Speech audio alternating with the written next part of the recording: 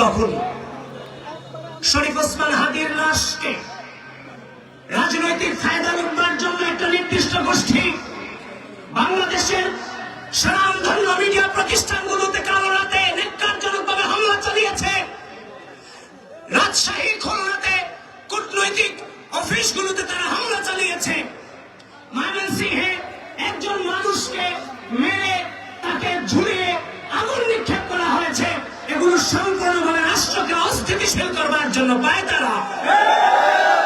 বন্ধুগণ, নির্বাচন চায় না তারা, নির্বাচন চায় না আওয়ামী লীগ, নির্বাচন চায় না যারা বিগত দীর্ঘ দুঃশাসনে আওয়ামী লীগের সাথে থেকে সুযোগ সুবিধা নিয়েছে এবং পরবর্তী সময়ে তারা বিভিন্ন লেবাস ধারণ করেছে।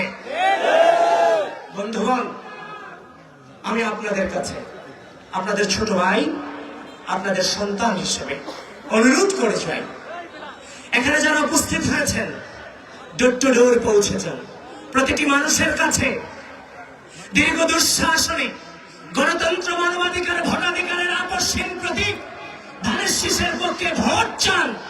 এই ধানের শীষকে বিজয়ী করে আনতে হবে, কারণ ধানের শীষের বিজয় আপনার স্বার্থ নয়, আমার স্বার্থ নয়, বেগম খালেদা জিয়ার স্বার্থ নয়, জনাব তারেক রহমানের স্বার্থ নয়। এই ধানের শীষে বাংলাদেশের স্বাধীনতা, সার্বভৌমত্ব টিকে আছে। বন্ধুগণ, অপপ্রচার করে কোনোদিন ক্ষমতায় যাওয়া যায় না। বিগত দীর্ঘ সময় ধরে আমরা রিসার্চ করে বাংলাদেশের যে উন্নয়ন করবো তা আমরা বলেছি। আমরা এমন একটি বাংলাদেশ চাই যে বাংলাদেশে কোনো মানুষ না খেয়ে থাকবে না, প্রতিটি মানুষ তার খাদ্যের নিরাপত্তা পাবে রাষ্ট্রের কাছ থেকে। সেজন্য জনাব তারেক রহমান ফ্যামিলি কার্ড নিয়ে এসেছে। সেই ফ্যামিলি কার্ডের মধ্য দিয়ে প্রাথমিকভাবে 50 লক্ষ পরিবারকে, দরিদ্র পরিবারকে এই ফ্যামিলি কার্ড প্রোভাইড করা হবে।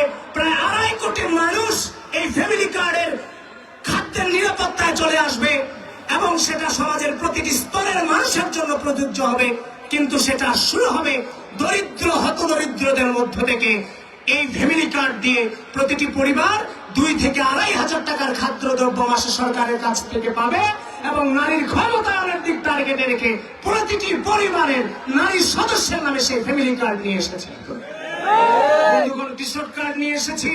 আমরা শিক্ষা ব্যবস্থায় পরিবর্তনের কথা অঙ্গীকার করেছি। আমরা পরিবেশ বিষয়ে আমরা অঙ্গীকার করেছি। কৃষির বিষয়ে কৃষি কার্ড নিয়ে আসার অঙ্গীকার করেছি।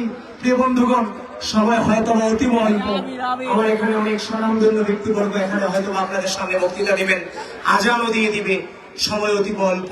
শুধু আপনাদের কাছে এটুকুই বলতে চাই, জনগণের দরজায় কিন্তু আমাদেরকে যেতে হবে। কোন প্রকার হম্বিতম্বি করা যাবে না, কারোর সাথে অসৎ ব্যবহার করা যাবে না। ভোট এমন ভাবে চেয়ে আনতে হবে যেন আগামী 5 বছর পর ধানের শীষই ভোট দেয়। হাসিনার আমলে হয়তো বা জবাবদিহিতা ছিল না, এই জন্য যা খুশি তা করে গেছে। কিন্তু জনগণের কাছে আমি জবাবদিহিতা করতে হবে, এজন্য জনগণের সাথে অসৎ আচরণ করা যাবে না।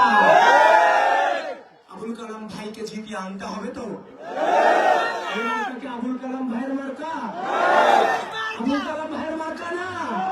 এই মার্কা বাংলাদেশের স্বাধীনতা, সার্বভৌমত্বকে টিকিয়ে রাখার মার্কা। আমরা জিতবো তো, আমরা জিতবো তো। এই কুমিল্লার মাঠকে কাঁপিয়ে বলতে হবে সবার আগে, সবার আগে কি ভোট দিব কিসে, ভোট দিব কিসে, ভোট দিব কিসে। মহান আল্লাহর দরবারে বেগম খালেদা জিয়ার সম্পূর্ণ সুস্থতা কামনা করছি এবং আমাদেরকে ছেড়ে চলে যাওয়া আমাদের প্রাণ শ্রদ্ধা ভাজন, তার সাথে অনেক ডিবেট আমি টেলিভিশনে করেছি, কিন্তু কখনো জুলাইয়ের কোন সহযোদ্ধাকে আমরা শত্রু মনে করিনি।